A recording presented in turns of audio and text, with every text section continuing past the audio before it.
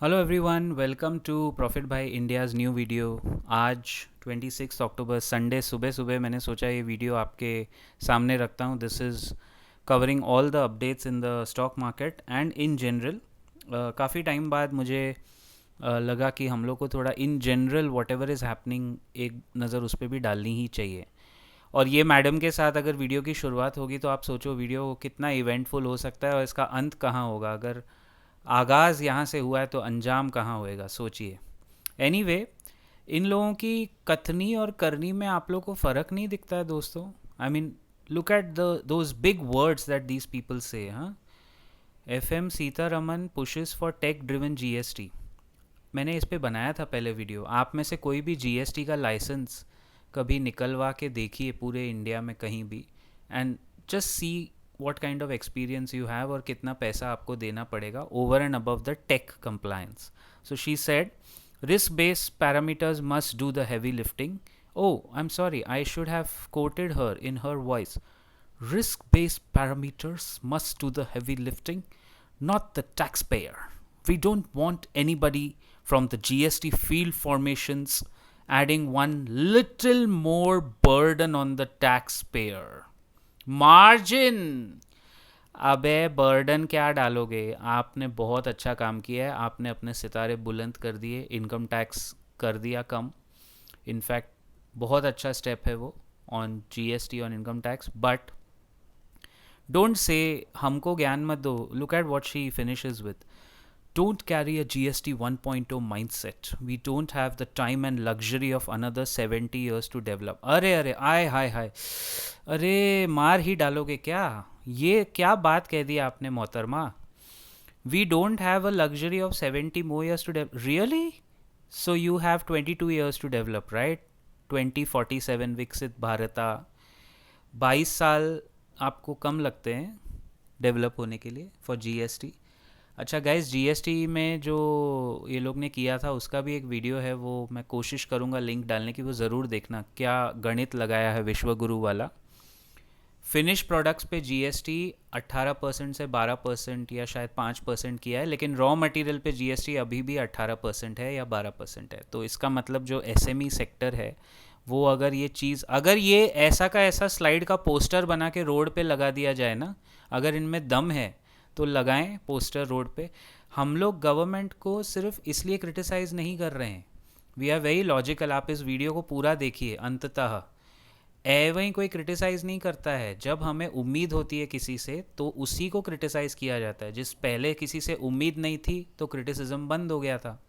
जिनसे उम्मीद है कि हाँ कुछ हो सकता था, हो सकता है, बट ऐसे डेट शाणापंती करके they will like to show that हम विश्व गुरु हैं। So that is not correct. Admit it that GST registration आज भी कराना मुश्किल है। और सीधा सीधा घुमा फिरा के बात नहीं करूं तो उसमें करप्शन है और पहले से बढ़ गया है।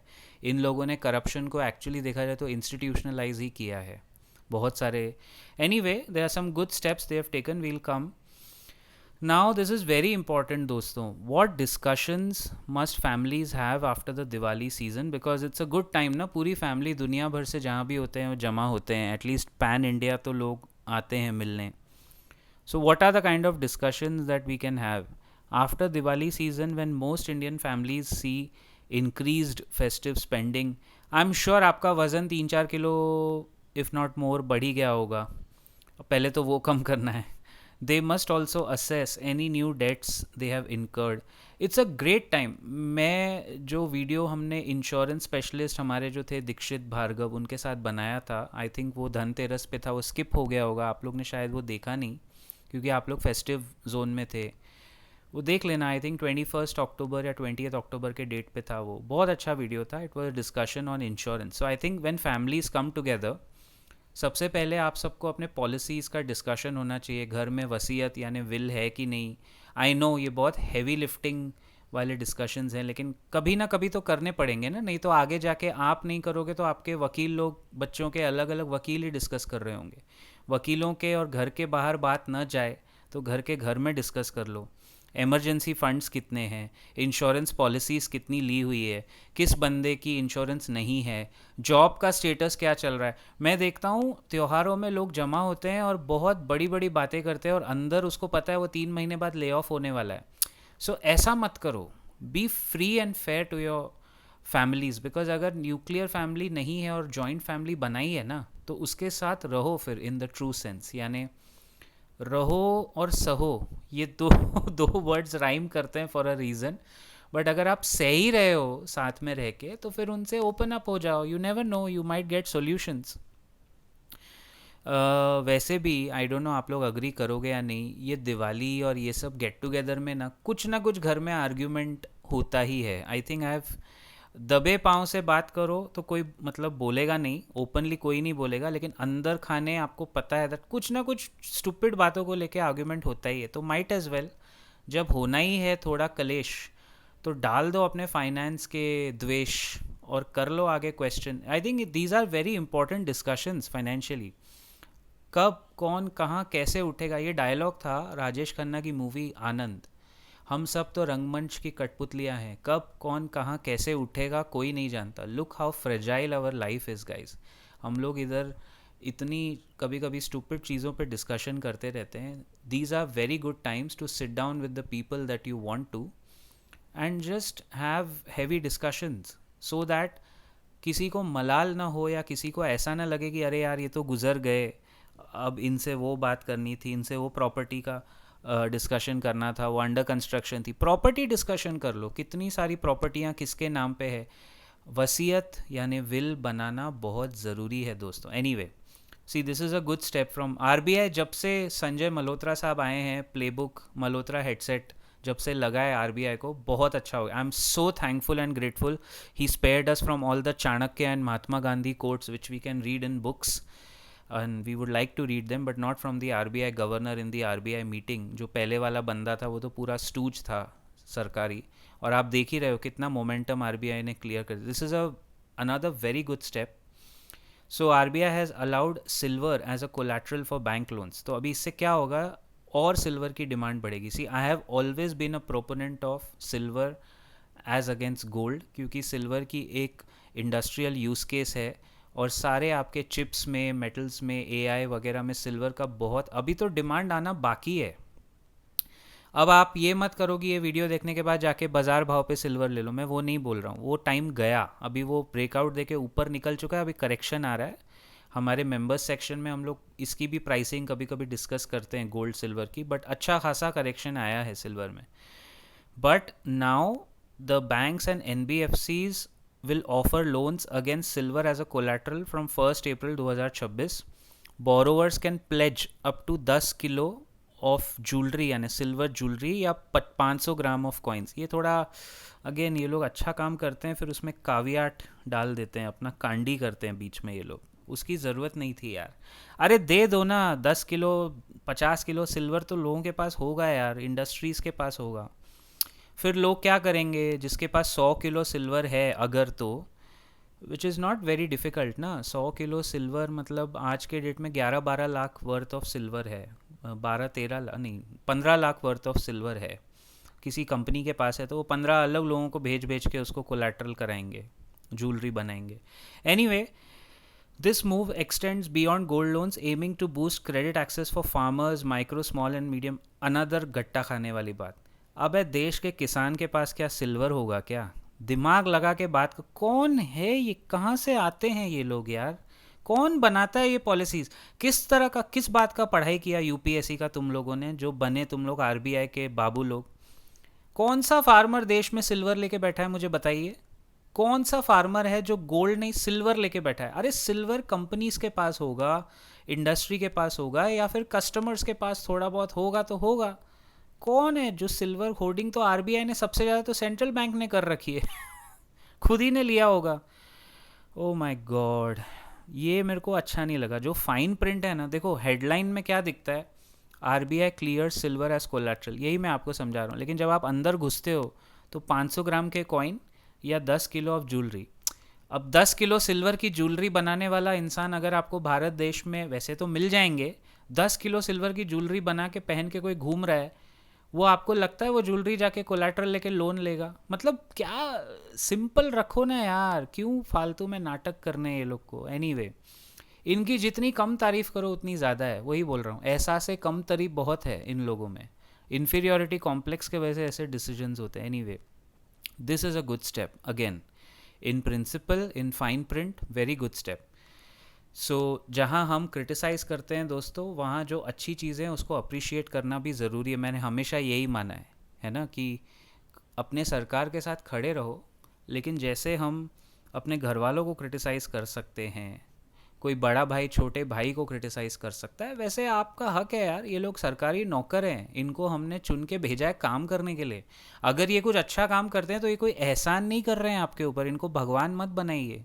No no no, if they do something good it is expected of them, if they do something bad we have to criticize them, simple, because काम वाले हैं, हमने इनको पगार हमारे टैक्स पेयर मनी के द्वारा दिया है। एटीट्यूड आपका एज एन इंडियन सिटीज़न यही होना चाहिए।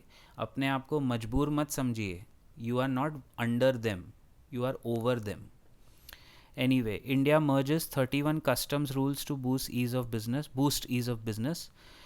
मतलब जो ट्रेड प्रोसीजर्स, ट्रांसपेरेंसी थोड़ा चाहिए था, इम्पोर्टर्स को फ़ायदा होगा। Importers and custom official will now have a single reference point for exemption, किस में एग्जेम्पशन है, किस में ड्यूटी नहीं है। बहुत अच्छा पॉइंट है। हमारे जो कुछ कंपनीज़ है इम्पोर्ट्स जो ज़्यादा करते हैं उनको फ़ायदा होगा शायद इससे।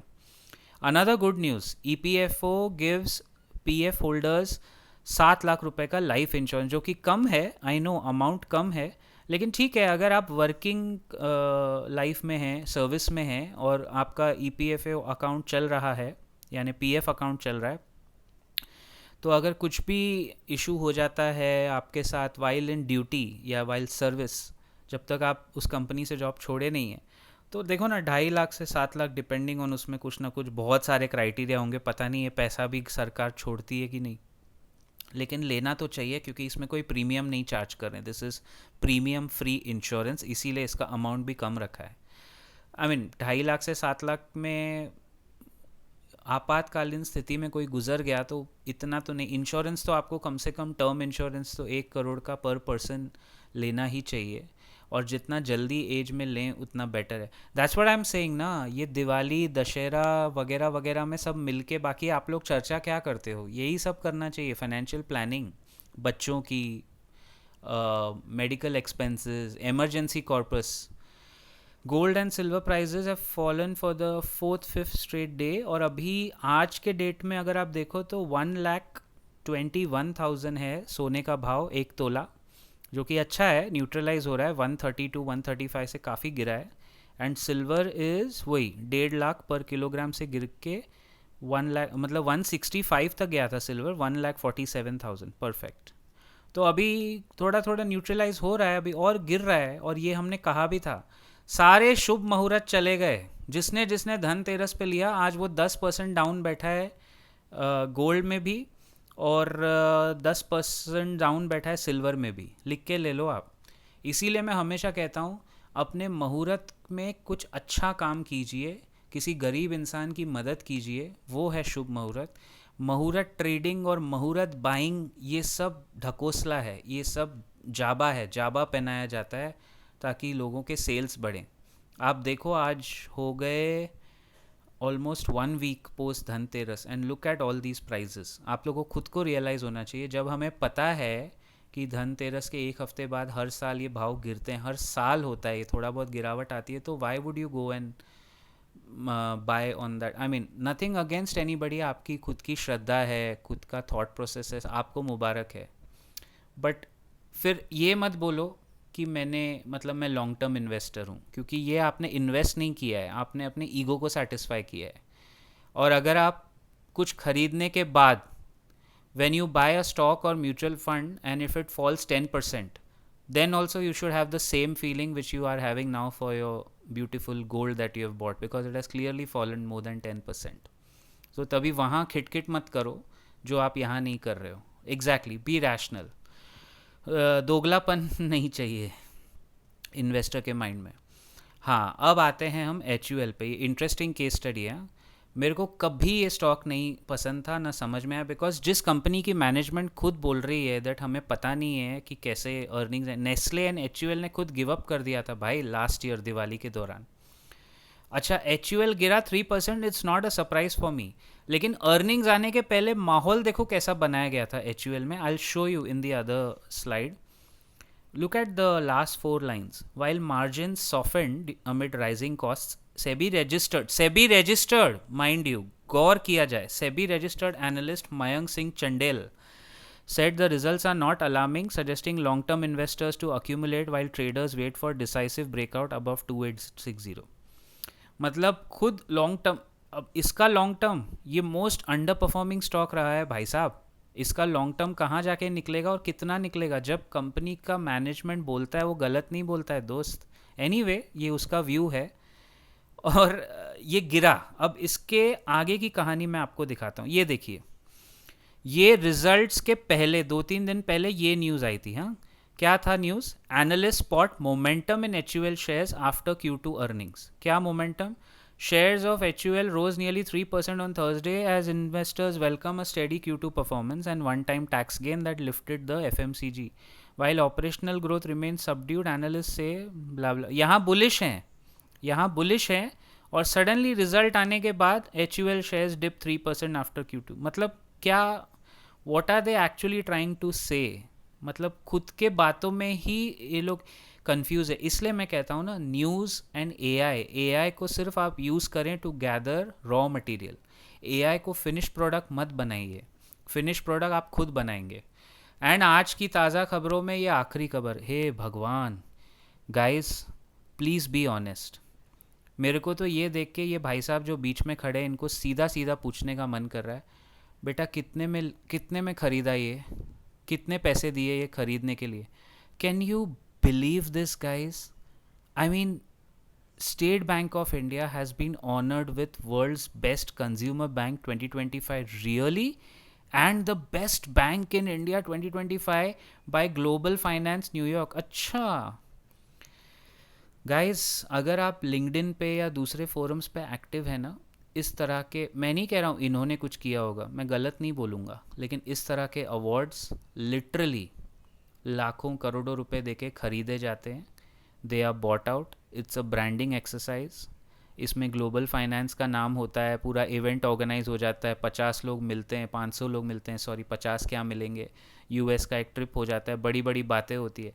आई can not for the world of good imagine that SBI can get this award. It is impossible guys. World's best consumer bank, really. आप आज तो संडे है, आप इसी हफ्ते में इसका टेस्ट कर लो। जहाँ आप ये वीडियो देख रहे हो, जहाँ से देख रहे हो, कुछ भी काम आपको है नहीं है, आपका अकाउंट है या नहीं है, अगले दिन मंडे या Tuesday go to an SBI bank and आपको खुद पता चल जाएगा। मैं कुछ नहीं बोलूँगा, खुद पता चल जाएगा कि ये कितना पानी में डूबा हुआ है। और देखो रीज़न क्या दिया है, the audacity, they have the audacity to give this reason. The recognition highlights SBI's leadership in digital innovation. अरे बाप रे, हिपोक्रेसी की भी सीमा होती है। ये मैंने सुना था, एक बहुत बड़े इंसान के मुंह से सुना था ये। Digital innovation, financial inclusion and customer service, serving over 520 million customers, SBI continues to strengthen its position as India's largest and most trusted bank. Reality ये है, इनका कस्टमर बेस गिर गिर के प्राइवेट बैंक्स के पास जा रहा है, और अभी तो प्राइवेट बैंक्स में भी कुछ हालत, कस्टमर सर्विस की हालत तो कुछ खास है नहीं, बट कंपेयर टू PSUs तो मच बेटर है, मच बेटर है। तो गाइज मैं वही कह रहा हूँ जो मेरा पहले का भी वीडियो था, न्यूज़ को नॉइज़ से अलग कीजिए। ये सब नॉइज़ होती है, और असली न्यूज़ आजकल बहुत फ़िल्टर आउट करके निकालनी पड़ती है, जो मैं हमारे मेंबर्स सेक्शन में बार बार वीडियोस डालता हूँ, बहुत फ़िल्ट्रेशन करके। इट्स लाइक गंदा पानी, यमुना का गंदा पानी जिसको हम RO लगा के, फ़िल्टर लगा के क्लियर करके पहुँचा रहे हैं आप तक, वैसा हो गया न्यूज़। नहीं तो कोई भी ये खबर पढ़ेगा, बेचारा नया स्टूडेंट या बच्चा जो पढ़ रहा है, MBA कर रहा है, उसको तो यही लगेगा कि ये तो बहुत अच्छी न्यूज़ है। But channel check, ground reality क्या है वो आप खुद करो ना। जितने लोग ये वीडियो मेरा देखेंगे, आप लोग ट्राई करो, कल कुछ भी काम से SBI के ब्रांच में वॉक इन करो, देखो आपका क्या एक्सपीरियंस होता है. Forget about the world's best consumer bank. They will not even come close in the world's worst. यानी उसमें भी वो नीचे आएंगे और उसमें अलग कंपटीशन चलेगा. SBI, बैंक ऑफ बड़ौदा और बंधन और ये सब सरकारी के बीच में अलग अलग स्पर्धा चलेगी कि कौन सबसे ज़्यादा बुरा है, हु इज़ द वर्स्ट. वो अलग कंपटीशन है इनका. Anyway, I see you in the next video दोस्तों. हाँ, आज संडे है 26 अक्टूबर, शाम को 7:30 लाइव है. आई विल बी लाइव, तो अगर आप देख रहे हो तो ज्वाइन अस. एंड जो मेरे मेंबर्स ये वीडियो देख रहे हैं, आज दोपहर को आपके Q&A के आंसर्स अराउंड दोपहर शाम तक आपको मिल जाएंगे. So I will see you very soon. Till then keep profiting.